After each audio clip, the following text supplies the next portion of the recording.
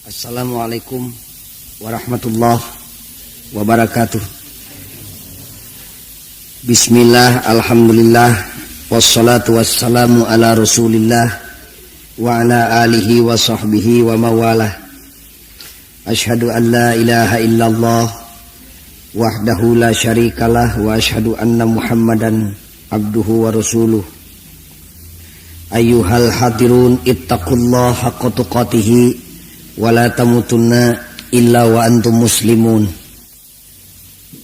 Dauhan nu maha suci ngalangkungan hadis qudusina nu didugikeun ka Kangjeng Nabi, irhamu man fil ardi yarhamukum man fis sama.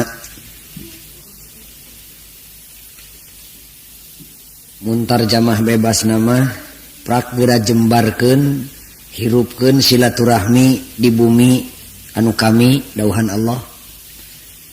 Yarhamukum man fis sama, ulah leutik hate mun seug silaturahmi hirup di alam dunya aranjeun kabeh baris dipikadeudeuh dipikanyaah ku Allah katut makhluk-makhluk Allah anu aya di langit tangtuna ge para malaikat. Kaum muslimin anu mulia dumasar kana katerangan nu bieu ebreh pisan kanggo urang sadaya si horeng silaturahmi teh ngajamin kana kasugemaan hirup manusia di dunia jeung di akhirat. Umargi sakitu malih patali sareng satu acana murang kalih ti dieu nelepon ka sim kuring judulna bade naon dina pangaosan ayeuna. Sanggem sim kuring entong paos-paos urang nyoba-nyoba ngabahas silaturahmi. Ari kana kecap nama kana silaturahmi teh parantos pada uninga malah teu saeutik jelema nu soson-soson ngalaksanakeun silaturahmi tapi ageng alitna masih keneh peryogi di dangdosan sabab teu acan dugi kana sasaran. Margi upami silaturahmi di alam dunya hirup saleresna kinten-kinten perang gede di alam dunia moal pati sering teuing. Ari perang mah pasti aya bae ngan moal mineng teuing. Mun seug silaturahmi hirup di alam dunia kira-kira naon nu disebat fakir jeung miskin teh moal pati pabalatak teuing. Ari fakir mah jeung miskin tetep we aya sapanjang ieu jagat disebut keneh dunya ngaranna. Kajaba lamun pak geus diganti ieu jagat teh ngaranna surga. Di dinya mah rata. Ari ngaranna alam dunya keneh mah moal rata tetep we beunghar sawareh, miskin fakir sawareh, pinter sawareh, bodoh sawareh, hideng sawareh, atuh teu hideng sawareh, bager sawareh, jahat sawareh. Lamun ieu jagat masih keneh dibere ngaran dunya. Ngan kafakiran, kamiskinan, kajahatan sareng katelengesan teh moal pati loba teuing. Lamun silaturahmi hirup. Kapan ayeuna ge pagojali sering silaturahmi tapi malah kakejeman kajahatan karuksakan makin meningkat. Sering jalmi naroskeun kitu. Kusim kuring diwaler. Dugi ka ieu waktos mah di antara kaum muslimin khususna karena silaturahmi teh hampir rata-rata nyaho ngaran teh nyaho rupa. Meh rata-rata eta teh urang kota sareng urang desa nyangka yen silaturahmi teh sasalaman. Ari maremakna sasalaman dina poe lebaran. Anu mawi di Bandung mah dina poe lebaran teh loba kaum ibu nu leungeunna ngadadak sasangaleun. Da mineng teuing diadu-adu jeung baturna. Malah aya mahasiswa pribados di Jawa Timur kamari ieu 2 poe di jalan lagi nganjang karo rompok ngan saelol we. Teu we ngantelkeun leungeun ceuk sim kuring aya naon perluna? Ponok ngajawabna ngahaja silaturahmi. Ari geus kitu rek kumaha? Rek wangsul deui we. Geus we sempat ngantelkeun leungeun. Eta teh tinu awam tepi kana satengah ngarti mah nyangka yen silaturahmi teh sasalaman. Nah ari sasalaman lain silaturahmi urang waler kusim kuring nu pondok samentawis mah sanes. Cara pertanyaan, nah ari suku lain awak lain badan sanes ngan suku bagian tina badan. Sasalaman teh lain silaturahmi ngan sasalaman ngarupikeun bagian integral tina silaturahmi. Ari sasalaman lain silaturahmi sanes ngan sasalaman bagian tina silaturahmi. Atuh lamun sasalaman bagian tina silaturahmi mah meureun sasalaman ge kaasup ibadah, pan silaturahmi ge ibadah. Kantenan we dina Islam mah sasalaman teh sanes manifestasi konteks sosial, tapi sasalaman ge ibadah keneh. Cacak silaturahmi mun di lembur mah pantodorana, buruanana mun di bumi mah da tengah imahna mah lain sasalaman. Sanajan kitu sasalaman ge dina Islam mah kaasup ibadah. Dasa salaman ngarupikeun bagian tina silaturahmi. Kulantaran ibadah sasalaman atuh Nabi tampil ke muka maparin bentuk jeung sifat. Tapi ka dicontohan ku Nabi sasalaman ge da ibadah. Da kumaha Pak Ghazali ari sasalaman Kangjeng Nabi? Wartosna nyata da pribados can ngajaran pendak jeung Nabi teh. Ngan bejana we, tapi beja tinu wajib dipercaya da hadis. Sakitu didatangan ke Madinah teu nemongan teu kungsi ngimpi-ngimpi acan. Hayangna mah ka bina-bina. Peupeurieun ningali raraina teu kungsi atuh ngimpi-ngimpi Gusti. Pendak jeung Nabi. Cenah moal ahkeun bae di dunya mangkewe di akhirat hayang amprok bari di aku jadi umatna.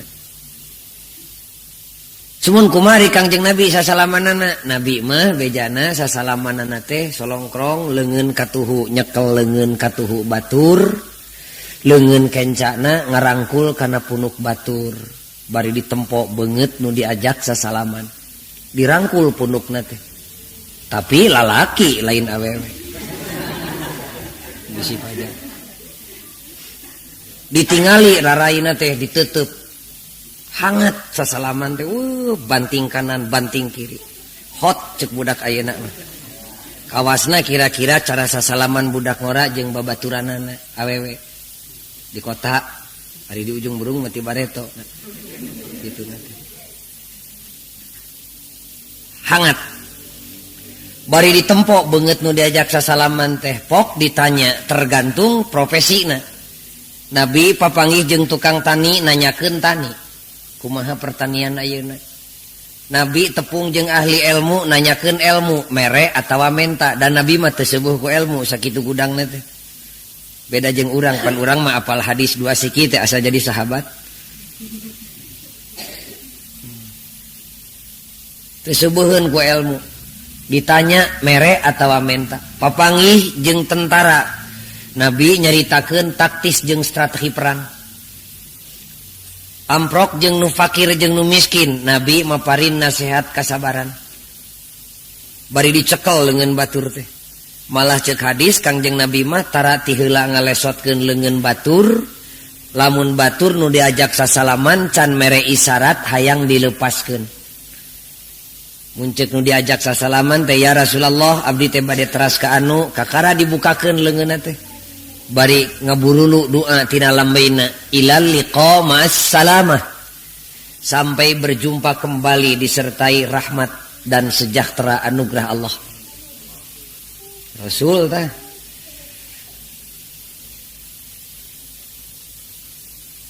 beda jeung urang pan sasalamanana ge komo kaum ibu mah rata-rata ari di priangan mah pan sasalaman teh bari ukur curugna we nu antel teh saeutiknya. Komo barudak ngora mah pan paranjang kukuna ayeuna mah. Sasalaman teh dikitukeun kejet saeutik. Dari hakikatna mah di urang mah awewe sasalaman teh lain ibadat ari pada umumna mah hiji budaya, nu kaduana mah nemongkeun ali we nu anyar dibeuli. Nah kudu sarua jeung Nabi sasalamanana bari ngarangkul kana punuk batur, ateu kudu ari bentuk nu kituna mah. Da eta mah patali jeung budaya ari ngantelkeun leungeunna mah nu kudu sarua mah motivasina nawaituna.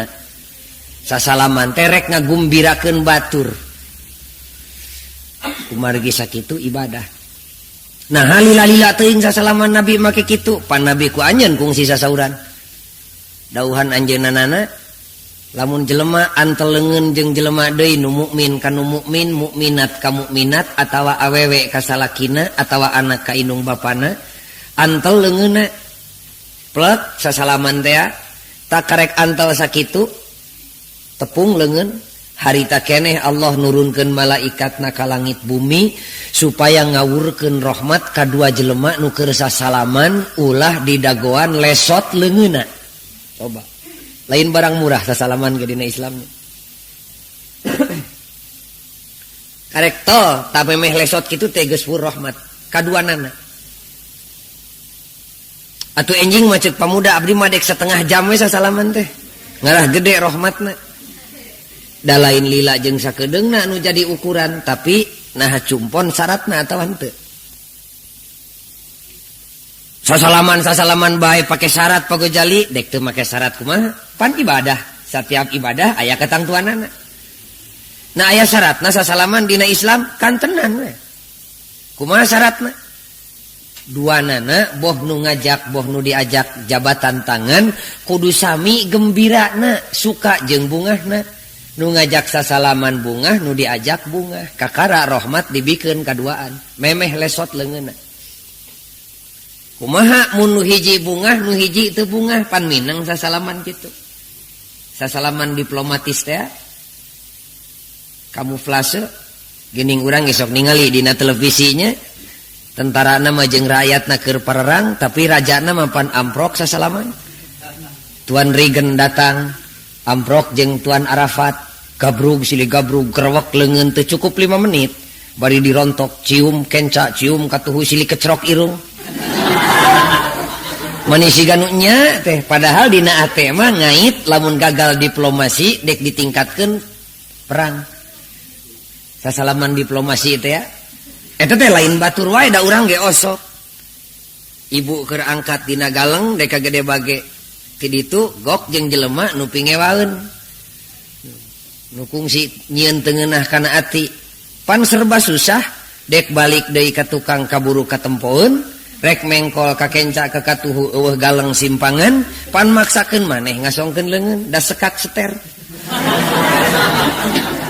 Kerewek sasalaman bari ulungah elengeh nanyakeun kumaha damang leos papisah pok ngomong ka anakna sanyana mah aing teh teu hayang sasalaman jeung si eta teh sebel bareto rek bebesanan teu tulus. Sasalaman nu seperti kitu mah sarua we jeung nitah diteungeulan ku pangeran. Malah tinimang sasalaman pura-pura seperti kitu sementara mending dihentikeun. Bisi keheul keneh ka batur ngajak sasalaman, ge deui we dewek teh sebel keneh ka si laing teh. Kitu we ari wani mah.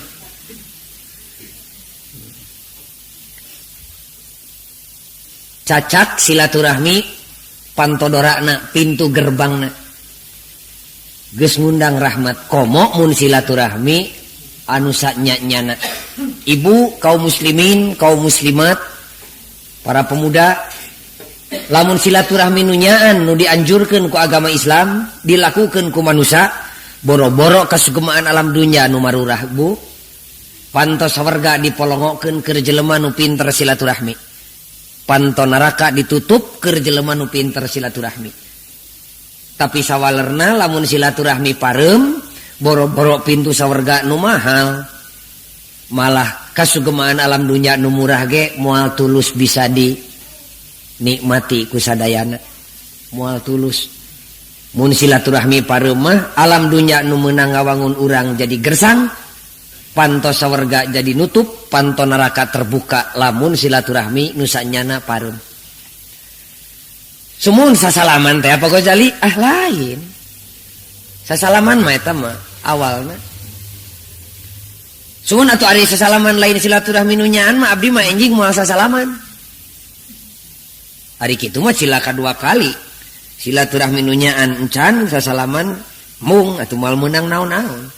Sementara mah sasalaman heulaanan. Ngan ulah ngarasa wareg ku sasalaman, hayang ningkatkeun diri, hayang bisa silaturahmi nu sanyana. Ieu masa salaman teu daek silaturahmi nu nyaan can bisa atuh moal meunang naon-naon. Jadi insinyur henteu buburuh ngaduk teu daek dek kumaha dahar. Heulaanan mah jadi tukang ngaduk ngan last but not least ulah betah jadi tukang ngaduk mikir sugan we isuk ning geto bisa ningkat jadi insinyur. Hanas kejo gaplek dipikeun beas Cianjur teu nyampeurkeun beuteung kosong teh. Ari silaturahmi nu nyaan nu mana? Tah wayahna ieu rada capek mangisan. Make ilmuan sakedik. Eta mah heulaanan memeh uninga kana silaturahmi teh paling teu kedah uninga heula kana hartina. Sabab lamun dina perkara salah nyieun definisi, salah ngalaksanakeun. Semunna naon atuh silaturahmi teh? Sing uninga silaturahmi teh terdiri tina dua kecap, hiji silah, kedua rohmi. Naon ari silah? Kinten-kinten murang kali ge uningaeun silah mah ngadukeun atawa nepungkeun. Naon ari rohmi? Tadi dia mah rada hese. Sing uninga kaum ibu terutama nu geus sepuh. Ari rohmi teh kapan eta teh sifat nu maha suci. Allah teh kagungan sifat 88 anu jembarna leuwih ti kitu teu kaitung. Di antara sifat anu menonjol sering ku urang dibaca Allah teh ngabogaan sifat rohmi. Pan urang ge osok bismillah sanes. Bismillahirrahmanirrahim. Allah teh nu Rahman nu Rahim. Sadayana ge osok bismillah mah ari dek dahar mah. Ari daharna make deungeuna. Jeung sate kalkara bismillah na ngageleger. Ari jeung hulu pedam mah boro-boro bismillah silana ge da tara beres. Allah teh nu Rahman nu Rahim. Kaum muslimin eueuh deui nu ngabogaan Rahman jeung Rahim iwalti Allah. Allah teh sumber Rahman, sumber Rahim. Eueuh komo manusia mah. Teu aya nu boga Rahman, teu aya nu boga Rahim. Nu matak ku ulama mah panu apik mah lamun jelema dibere ngaran Rahman atawa Rahim atawa sifat Allah nu sejenna eta teh disebat kirang sopan mun teu digantel-gantel jeung Abdu. Abdur Rahman, Abdur Rahim. Nyata bisi nyaruaan ka Allah kadituna mah disebut musyrik, kadieuna mah cucungah. Teu haram teu make Abdul ge ngan teu sae gitu. Naon sababna? Kapan eueuh nu boga Rahman, eueuh nu boga Rahim iwalti Allah Rabbul Alamin. Allah teh sumber Rahman, sumber Rahim, sumber deudeuh, sumber nyaah, sumber kasih sayang yang mesra. Allah nu sumber Rahman jeung sumber Rahim teh ngadamel manusia. Heulaanan tingali we dina surat An-Nisa ayat 1. Ya ayyuhan nasuttaqu rabbakumul ladzi khalaqakum. Allah teh jelegedeg we nyieun manusia hiji mimitina mah lalaki disebut Adam ngaranna. Tugas Nabi Adam lain murah berat ka bina-bina lungsur ke alam dunya dipiwarang ngawakilan pangeran. Nah pangeran make kudu diwakilan nah ripuheun. Lain ngawakilan ripuheun maksudna ngawakilan pangeran teh ngemban amanat ti Allah supaya ngajabarkeun kawenangan jeung keagungan sarta kakawaasaan Allah di bumi kagungan Allah. Tugas nu berat sakitu luar biasana piraku make kudu dipigawe ku jelema sorangan. Da urang ge jelema mun nitah misilna Pak Bupati nitah ka lurah, lurah jieun jembatan tah di ujung berung ganti sing panjang jembatanana 100 meter mah ku besi segede-gede beuteung munding beton sing gede. Mangga sareng saha migawena kumaneh we sorangan teu ecreug tanu nitah teh. Pagawean badag dititah ku sorangan pan piraku. Allah nitipkeun alam dunya ka Nabi Adam piraku kudu kuserangan. Kusabab kitu pangeran maha uninga subhana maha suci Gusti. Suci kabina-bina Gusti teh. Jelegedeg Nabi Adam dijieun tugasna gede atuh kumaha cek Allah tong keung. Wa khalaqa minha zaujaha jelegedeg we awewena dijieun Hawa ngaranna. Ade cepeng ye kuno aranom mangkaning ayeuna keur mimiti nyebar di kota mah. Para intelek jeung setengah intelek mimiti nolak kana hadis. A'udzubillahi min dzalik. Quran mah urang ku Quran deui we tong make hadis kitu. Kade para pemuda. Nadek siga kumaha mun Quran ditarjamah ditafsirkeun ku Quran deui teu make hadis nadek bisa salat di mana? Pan hadis nu netelakeun salat mah. Kade pemuda. Jelegedeg we dijieun awewena Hawa ngaranna. Wa khalaqa minha zaujaha. Wur we dibikeun rohmi ti pangeran teh sakecelak sewang ka lalakina jeung ka awewena timbul we hayang atuhin we dikawinkeun.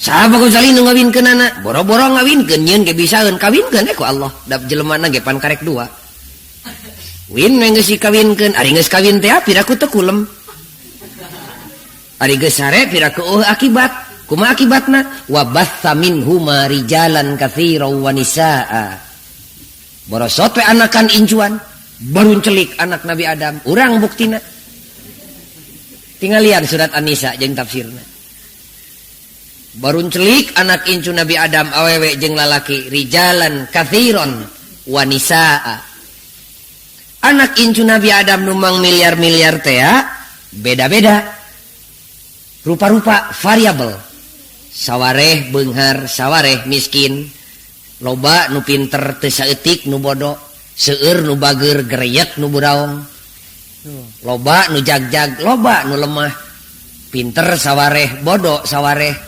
gagah sawareh lemah sawareh anak incu Nabi Adam teh wawarehan kulantaran rupa-rupa wawarehan teh tegesna teu rata atuh nimbulkeun pasoalan hirup tah cekcokna alam dunya teh kulantaran anak incu Nabi Adam rupa-rupa dalam sarupa mah moal cekcok moal ngan lamun sarupa bakal jempling tapi interaksi sosial moal aya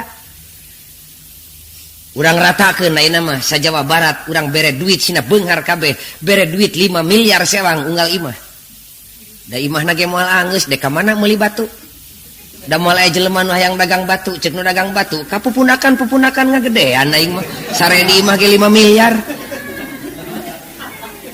pek sina rata boga duit 5 miliar sewang moal aya jelema nu daekeun dagang kangkung di pasar ujung Berung moal dek naon cek jelema aing ini subuh-subuh karya-triot dagang kangkung dasar ge di imah aya 5 miliar duit unggal imah boga 5 miliar da moal bisa barang beli moal aya dagangan interaksi sosial tidak akan terjadi pan jadi sepi mudah alam dunya padahal di alam dunya lain dititah sepi tapi dititah rame ngan rame na tong cekcok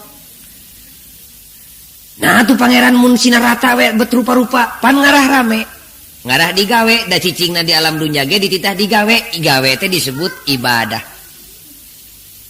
nya tuh Ghazali ibadah teh tenang da cekcok ngarah teu cekcok ceuk Allah wattaqullah sing sieun atuh ku kami sing ajrih sing rintih sing ati-ati ngajaga diri ngarah teu cekcok mah sing sieun ku kami nu mana alladzi tasaaluna bih kami pangeran maneh nu ku maneh unggal poe disebutan geuning ari maneh keur aya pangabutuh teh sok nyebutan ngaran kami ya goniyu aya nu beunghar Gusti nu beunghar teh bere rezeki abdi sing gede buru-buru menta ka jelema mah rarese mending ge ka Allah ngan ari geus datang mah rezekina Allah mah tong pipilun ngurus kumaha abdi we ngaturna mah didinya mangkeluk urang teh omeaneunna teh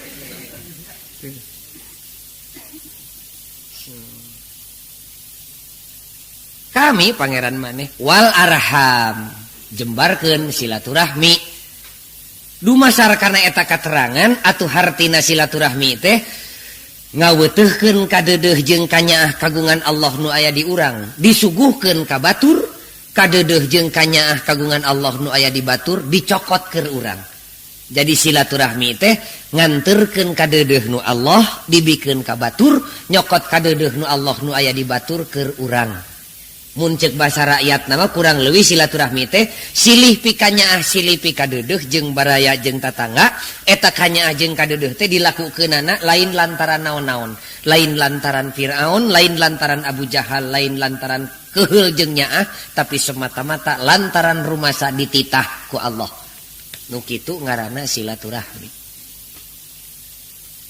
jadi jelas we ayeuna mah yen silaturahmi teh si horeng dititahnya ku Allah setiap nu dititah geus jadi dalil sok nanyakeun sistem jeung metode kanu nitah gerapek bapa miwarang ka putra pangmelikeun rokok bakal nanya budak rokok naon bah jarum gudang garam atawa ibu nitah ka anak nu awewe nyai balanya ka pasar bakal nanya sayuran daging asin ujang geura kawin mangga ti bareto hayang ka saha pan kitu meureun nanya teh ayeuna dititah ku Allah maneh teh silaturahmi mangga Gusti mung jisim abdi unjuk tumaros jeung saha abdi kudu silaturahmi pan kitu meureun nanya jawabanana ponok pertama jeung utama silaturahmi manusia kudu berjalan teh jeung Allah subhanahu wa taala. Gibeg tah. Dititah silaturahmi jeung Allah, malah kasim kuring aya nu kontan negor. Gozali teh teu lieur silaturahmi manusia jeung Allah na nyolongkrong leungeuna pangeran teh. Da sakanyahona silaturahmi teh sasalaman. Silaturahmi manusia jeung Allah. Eta mah Gozali make silaturahmi jeung Allah. Na ari Allah osok silaturahmi jeung manusia, lain osok deui pan eta puseurna, sumberna. Nah kumaha ari Allah silaturahmi jeung manusia? Kapan nyieun bumi jeung langit katut eusina eta teh kanyaah Allah silaturahmi ngaranna. Allah nurunkeun hujan nyaheun ka makhlukna silaturahmi. Allah mere halodo nyaheun ka makhlukna silaturahmi. Allah mere cager nyaheun ka makhlukna silaturahmi. Tapi sakali waktu Allah mere gering eta ge nyaheun silaturahmi. Allah mere untung ka tukang dagang nyaheun silaturahmi. Tapi sekali waktu Allah mere rugi ka tukang dagang eta ge nyaah silaturahmi. Maknya aya nyaah ngarugikeun kana dagang, boro-boro kana rugikeun kana dagang. Malah sekali waktu Allah mere hirup nyaheun silaturahmi. Allah mere paeh eta ge nyaheun silaturahmi. Allah ngasupkeun ka sawarga nyaah silaturahmi. Allah ngasupkeun kana neraka nyaah eta ge silaturahmi. Da Allah mah nyaah ka sararea ge teu pilih bulu. Matak sok ditarurutan ge ku urang kota. Ari di titah salat teh cerewet deung kiai teh nganitah salat we. Pangeran ge teu kitu da Allah mah Rahman Rahim. Kanu kieu ge Allah mah nyaah pokna teh. Keun we masing-masing dek salat dek hanteu. Urang kota mah kitu ngomongna teh. Persis cara urang dia we.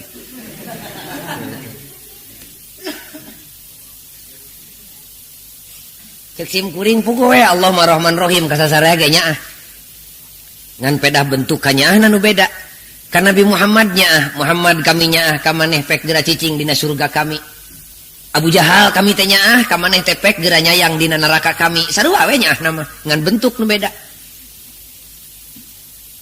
Pan urang ge ka anak rupa-rupa mika nyaah teh sakali waktu mah nyaah ka anak mang meulikeun baju, mang meulikeun sepatu, mang meulikeun es bonbon, tapi sakapeung mah tara kurang pan. Leuwih ti kitu malah. Pepegan awi teh tepi ka hampir jadi nyere dipake nyiksa anak. Tepi ka meh pegat pan ceulina ge. Kurang ajar sia, ditambah ku aing ajarna ku awi. Motor karek meunang nganyuk can punah teh geus tubrukan deui, anak disiksa tepi ka hampir pegat ceulina. Naon teh nyaah pan? Habek-habek keur nyiksa anak torojol hansip nyampeurkeun. Bapak teh nyiksa anak teh nu matak disiksa ge anak.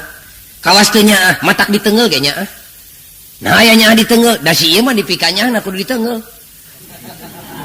Cek hansip atuh da teu teungel bapak mah moal karasaeun 100 kali neungeul geus kolot kitu mah cik urang bantuan ku kuring dibikeun moal. Oh, naon bedana bapak ka anak neungeul hansip neungeul sarua neungeul nama naon nu beda? Motivasi nu beda. Bapak mah nyiksa anak dasarna nyaah, hansip pacan pug. Atawa bapak jeung ibu keur pasea pan omongan teh kadang-kadang nu kalotor ge kesok kaluar ari keur teu bisa katahan mah. Malah mitohan nu teu boga dosa ge sok dibawa pan.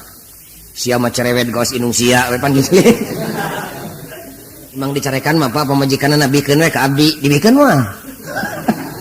Moal dibikeun da nyarekanna ge nya lain benci. Komo Allah. Kulantaran Allah sumber rohmi jeung tukang silaturahmi atuh manusia wajib silaturahmi jeung Allah. Nah kedah kumaha atuh silaturahmina jeung pangeran abdi teh Pak Gozali? Gampil ka bina-bina. Catet dina mana? Silaturahmi manusia jeung Allah nu kahiji sing nyaho Allah teh aya tur hiji-hijina kanyahokeun Allah hiji kawas kabudak Pak Gozali teh geus apal Allah teh hiji teu kaci nyaho wungkul mah lamun teu di aku Allah kawasa tah heurina alam dunya teh dieusian ku jelema nu nyaho teu ngaku da nyaho teu ngaku mah hartina nyaho eta teh anak nyaho na teu diurus atuh nu matak teu hayang ngaku nyaho eta teh pamajikan nyaho na atuh teu diparaban teu hayang ngaku nyaho eta teh bapa nyaho na teu dihargaan teu hayang ngaku lantaran sangsara nu nyaho teu ngaku pengkhianat loba nu nyaho ka Allah teh kan pedah teu ngaku di mana geus nyaho aku Allah kawasa da geus ngaku mah Pak Gozali pan sahadatna ge ti bareto abdi teh ngageleger teu kaci nyaho jeung di aku wungkul mah turut panitahna jauhan panyarekna nu kitu silaturahmi manusia jeung Allah. Gorowok adan subuh cong salat silaturahmi jeung Allah sabab salat dititah ku Allah. Tapi karena waktuna puasa pindahkeun dahar ti beurang ka peuting. Puasa ngaranna silaturahmi manusia jeung Allah. Rezeki aya leuwihna tina dagang baledogeun ka batur 2,5%. Tong unggal poe tahun sekali we zakat ngaranna silaturahmi manusia jeung Allah. Duitna aya leuwihna bari Allah ngidinan longok Ka'bah Baitullah. Tong mineng teuing bisa beakeun anak jeung keur incu sakali we dina saumur hirup. Haji ngaranna silaturahmi manusia jeung Allah. Loba nu dipikaresep teh ku urang teh. Tingadu tepikeun ka mabok minuman arak dilakukeun sa teh Gusti abdi mah teu terang sugan teh Allah teh nyarek geuning Allah teh nyarek abdi dek eureun ayeuna mah Gusti eureunna maksiat lantaran sieun ku Allah silaturahmi jeung Allah. Pan ari bahasa nu populerna mah sering dicokot tina Al-Qur'an geuning nya ku sararea ge hablum minallah. Jeung Allah unggul abdi teh silaturahmi teh pagojali teh. Teu kaci malah Allah benu mun manusia silaturahmi jeung Allah wungkul kudu jeung saha deui jeung manusia ka Allah heula ka manusia heula tah ieu teknikna nu priyogi diomean teh lolobana jelema sok ngaheulakeun silaturahmi ka manusia maneurikeun ka Allah benu Allah malah beh dituna mah teu saeutik jelema pinter silaturahmi jeung jelema deui tapi putus rohmi jeung Allah boro-boro putus jeung Allah cacak dipaneurikeun benu. Pan loba teh pagawe mah boh nu di pabrik boh di negara mun diajak ibadah teh na pagojali cerewet deing da abdi ge urang Islam teu salah cote abdi teh lain kuna naon ripuh imah BTN can punah pun anak sakola keuneun sawah gadeun atuh torompok dangdananeun indungna hayang kongkorong jeung suweng abdi teh seueur ieu teh urusan teh kaditu ka dieu berang peuting seep waktu keur ibadah teh engke ge geus pensiun abdi teh dek ibadah lah malah kambakahna ge dek unggal poe abdi mah engke tapi geus pensiun naon teh ngaheulakeun ka manusia maneurikeun ka Allah benu hatta ya'ti Allah bi amri mungkin ku Allah dibere pamentana ngan ulah kaget merekna teh bari dijemel kop tah rezekina ngan kadiekeun bungahna kop imahna kadiekeun cageurna diganti ku gering kop sapatuna jeung incokna kana suku tah alina ngan curugna sina buntung tah kopeahna tapi gantian ku sirah sina pepeus merek bari dijemel keur naon kitu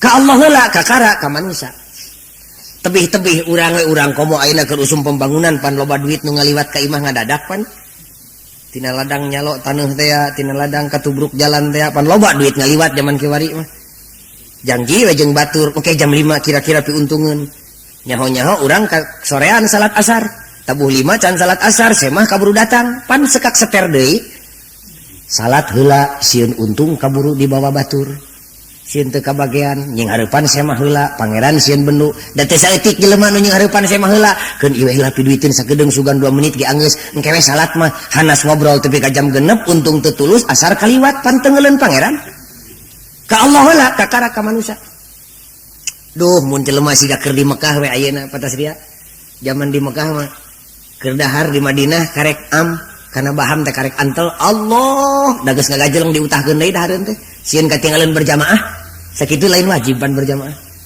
jelema di Madinah sugan derek bager tepi ka dieu can tepi ka Indonesia karek tepi ka Jidah ge teu hidung deui we jelema teh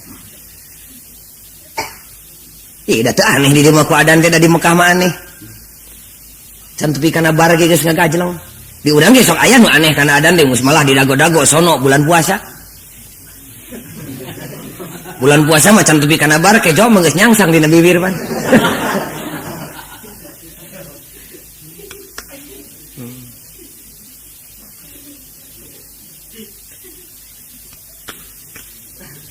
kasaheula teh silaturahmi teh ka Allah heula kakara ka manusia. Manusia anu mana atuh Pak Ghazali? Awas. Nu hirup jeung nu paeh. Kanu hirup heula kanu paeh heula. Kanu hirup heula kakara kanu paeh. Manya kanu paeh silaturahmi sieun teuing leungeunna nyolongkrong ti astana, da lain kasalaman. Semun kanu paeh kudu silaturahmi, lain kudu kedah. Kanu hirup heula kanu paeh heula, kanu hirup heula kakara kanu paeh. Di dieu deui omeaneunana teh urang teh. Dan teu kabeh ruksakna teh sautak saeutik, omeaneun teu pira imah teh nu bututna teh panto, ditambah ku kenteng peupeus ngan kaca di semplak atuh di handapna keropok, bilik mah geus reyon hampir kabeh we ruksak. Dari Islamna mah aya keneh omeaneun sautak saeutik kungkul. Tak saeutik. Ngan rada loba teuing ti ditu ti dieu atuh dan ruksakna. Kanu hirup heula kakara kanu paeh. urang salah deui wae sok ngaheulakeun kanu paeh maneurikeun kanu hirup masih lumayan aya maineun tamah tapi nu leuwih cilaka mah kanu hirup putus rohmi jeung nu paeh nyobat silaturahmi sim kuring tas khutbah Idul Adha di Istiqomah tuang sule karorompok tepan ngaliwat Astana Badag di Bandung teh Astana Eyang tabu 10 teh da geus padedet barudak ngora mahasiswi jeung pelajar teh di pintu Astana Eyang bari panon barareuh segede peureup tepak ceurik atuh ningali galagat nu seperti kitu sim kuring kontan turun cinten nu karasep wayah kieu di dieu na teh salat Idul Adha kantenan we Pak di lapang udara cenah syukur atuh nah wayah kieu di dieu wangsul jarah nah sanu maot pun bapak cek sim kuring innalillah ari tuang ibu aya keneh kantenan jeung ibu ka dieu henteu di mana tuang ibu di rorompok geus silaturahmi jeung tuang ibu teu acan abdi teh mayurkeun heula ka pun bapak teu jejeg teh nu paeh disampeurkeun nu hirup diantep boro-boro bapana geus maot indungna aya keneh ngareneng indung jeung bapa duanana hirup pancek nabi indungna heula anu kudu disugumakeun ummuka sagustin bungakeun hatena teh saha Gusti kaulaan ku jisim abdi teh ummuka saha deui Gusti ummuka indung maneh saha deui Gusti ummuka indung maneh saha deui Gusti summa abuka kakara bapa maneh ngahargaan awewe agama Islam naon sabab sensitif alus perasaan coba kumaha lamun anakna keur padedet di astana nyampeurkeun bapana indungna cenah kule di imah cek indungna teh Gusti geus eueuh bapa budak mah asa karasa katugenahan teh keur aya mangariung jeung anak jeung salaki ari ayeuna boro-boro tatangga jeung anak tatangga salaki geus eueuh bet anak nu meunang ngaheujeunkeun sorangan ge teu hayang nyampeurkeun ka lakang udag-udag bapana di kuburan celak peci mata indungna ragrag kana lahunanana tinggal gerang ngadagoan we iraha la anak Allah dek dibikeun ka jelema eta ka indungna heula kakara ka bapana kanu hirup heula kakara kanu paeh waduh ayeuna mah di Bandung Masya Allah keur demam jarah jelema teh teu bisa kecul ka salaki malah cul salat da aya sekretariat perjarahan di Bandung mah saha nu dek jarah diumumkeun teh saha nu dek jarah ti dieu ke Cirebon ti Cirebon ka Demak Gresik urang mentas ka Madura saminggu lilana balik jalan kidul mengkol heula ka Borobudur saminggu all in 150.000 da awewe teh geus notog-notogeun maneh balanya anu keur dahar sapopoe teh diirit 1000 balanyakeun 100 800 cengcelengan keur jarah geus kumpul duit pok ngomong ka salaki wayahna bapana cicing di imahnya di dieu kade listrik kade panto kade kompor bapana piring kade da geus aya beas bisi hayang mangejo we ku sorangan kami teh dek jarah heula keun sing sabar da moal lila saminggu da untungna mah keur sararea kawas dagang jarah teh awewe di Bandung teh teu kitu bejana mah di ujung burung ge da teu kabilang nu kitu teh bejana ini tabuh tilu subuh ini teh cek salakina indungna maneh nyubuh-nyubuh teuing maneh teh na cuk heula salat la subuh atuh da sieun katinggalieun beuskeun salat mah dina beus sata jeung sata pegat jeung Allah putus teu salat subuh jeung salaki pegat teu dikaulaan jeleng nungtun anak kana mobil ngaleut jeung barayana engke we nyai salat mah urang di jalan gorowo keadaan subuh tepikeun ka Tanjung Sari cek anakna mali nek salat subuh di dieu kokolot begog sia salat dina mobil kan urang hiji kan ke jeung lohor di kadipaten barukan menang merenya ngawinkeun subuh ka lohor ngawinkeun salat subuh jeung lohor mah sarua aja ngawinkeun jelema ka eme tah mah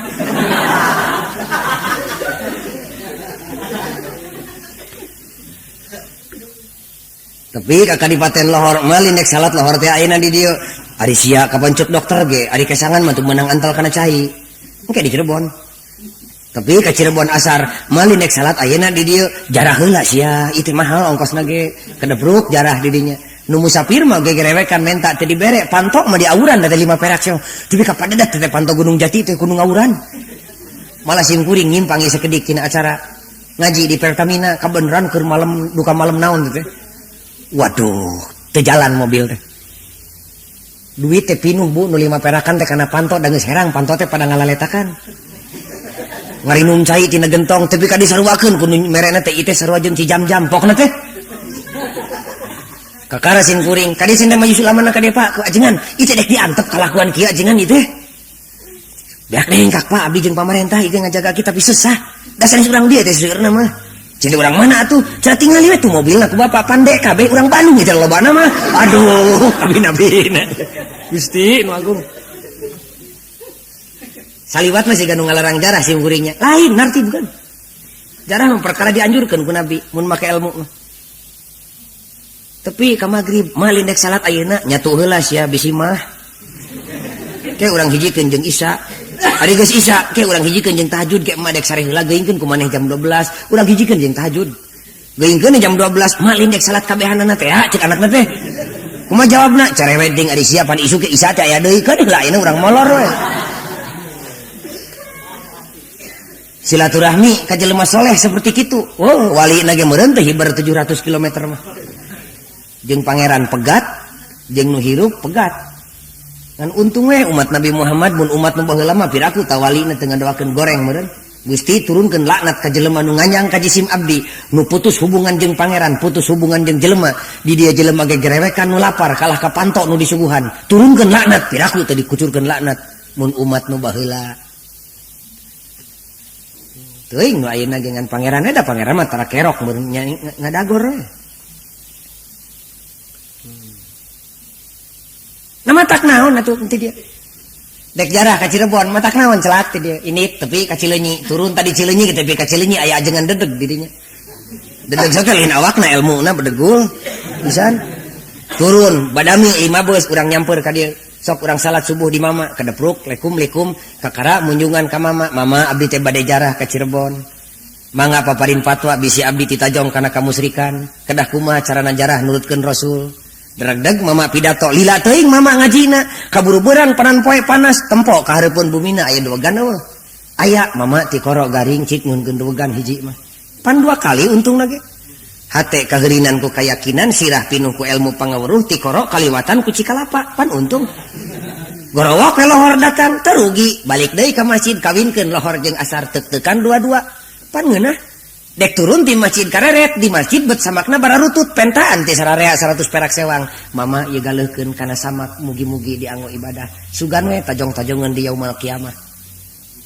Balanyang tepi ka Cirebon bubrag gek diuk mun boga cat ka masjid bere duit nu musafir tanaga aya waktu datang cong salat jig datang ka wali teh pok unjukan ka pangeran nun Gusti ieu jalmi teh jalmi nu soleh nu agung mulia luar biasa sanajan abdi teu kenal tapi wartosna dugi ka jisim abdi karuhun jisim abdi diislamkeun di Jawa Barat teh ku anjeunanana abdi kupun bapak kupun aki ku buyutna ku jangawareng ku anjeunanana agung jasana Gusti ngislamkeun Jawa Barat mugi-mugi kasolehanana sing tepa kapun anak wubuh jeung tambah deui kariduan Gusti Allahumma gfir lahu warhamhu eta macan usik geus dibere rahmat ku pangeran. Nah kumaha tuh bago jali silaturahmi jeung nu paeh teh babari ka bina-bina bapana maot Allahumma gfir lahu warhamhu. Nun Gusti pun bapak teh mukmin muslim saketerang abdi mah ngan pedah lain kiai wungkul agung jasana ngislamkeun abdi can bisa mulang tarima hampura ku Gusti dosana silaturahmi jeung nu paeh inungna nu maot teh Allahumma gfir laha warhamha pun biang mah langkung ti pun bapak Gusti patuanganna ku abdi diheurinan salapan sasih lamina wa wassainal insana biwalidayhi hamalathu ummuhu wahnan ala wahnin adu glajer pun biang diheurinan ku abdi teh borosot lahir ke alam dunia ngondang kociak dengek anjeunanana abdi hirup di alam dunia 2 tahun cipinareupna disadap ku abdi nun Gusti abdi teu tiasa mulang tarima ka bujeng mulih ka rahmatullah tampi iman Islamna ku Gusti hampura dosana silaturahmi jeung nu paeh di mana pagojali ngomongkeun kituna ti jauh meunang disebut doa nah meunang ti kajauhan meunang da doa mah lain tambang sugan ieu doa teh moal tepi teu dianturkeun ka ditu mah moal doa mah lain tambang ti jauh ge tepi disebut doa hayang ti deukeut abdi mah ngadoakeun kituna pek bae pok ngomong nu kitu ti deukeut kuburanana disebut jarah saha nu dek ngalarang jarah lamun kitu bentukna da atuh jarah nu liar ti eta mah da carekeun kabeh malah di Bandung aya budak buraong tepi teh ka kuburan bapana bari didagoran tuh tunggulna teh cik bah pupurieun ninggalan sawah ka kuring teh henteu mere-mere nomer atuh ka dieu pokna teh teu ceregna teh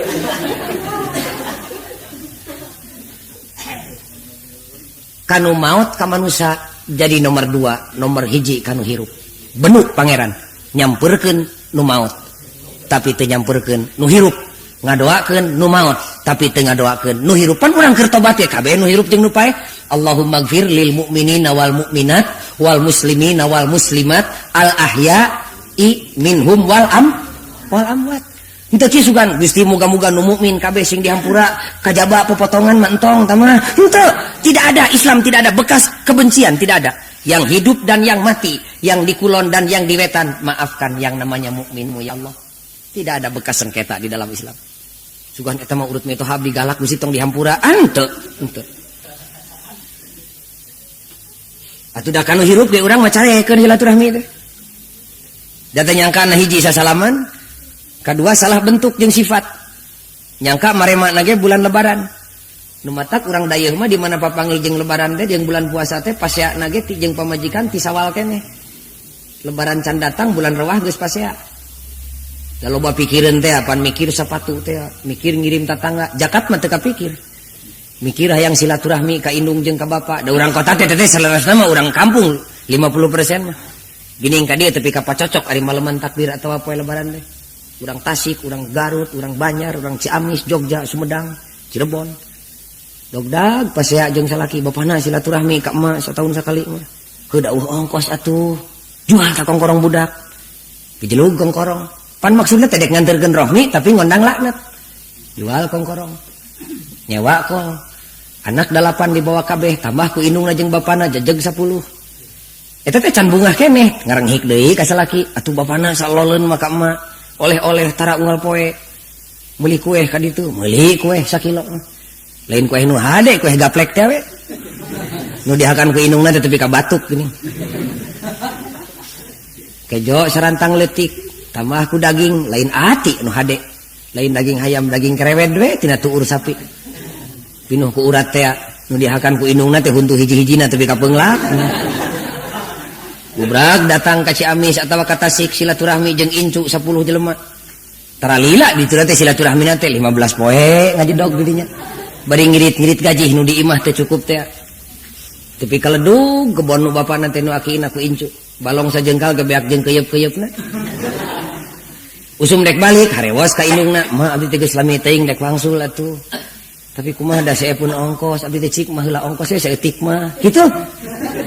Nyemahna 15 poe, palawija tepi kaledug, balong tepi ka beak dek mantog minta duit. Silaturahmi siga kitu. Tapi da indung mah gede rohmina nyaah we ka anak. Ngan pangeran bendu. Da indung mah dibujangkeun ke ku anak teh ngeunah we dito. Ngan pangeran teh dito. Ta gelas jadi dibebeuskeun ku sim kuring mal amak gelas mah. Nu bogana mah amak. Indung mah dibujangkeun ku anak ridho da nyaah pangeran bendu anakna cilaka. Da bageting ku nyaah indung nyai heug emak atuh dek neangan ongkos tatangga dianjukan.